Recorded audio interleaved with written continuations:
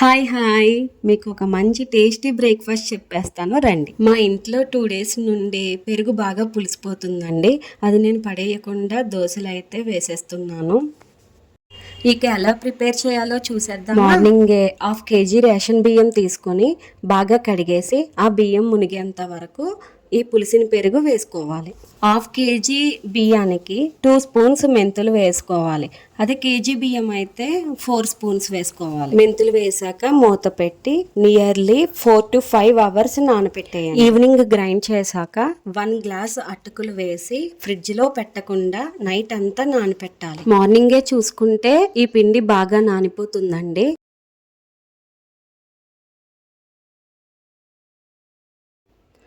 ఇప్పుడు దానికి తగినంత సాల్ట్ అండ్ కొద్దిగా వంట సోడా వేసుకొని బాగా కలుపుకొని పాన్పై ఆయిల్ స్ప్రెడ్ చేసి 2 గరిటెలు పిండి వేసి నెరపకుండా దోశలు వేసుకుంటే మెత్తని దూదెల్లాంటి దోశలు రెడీ.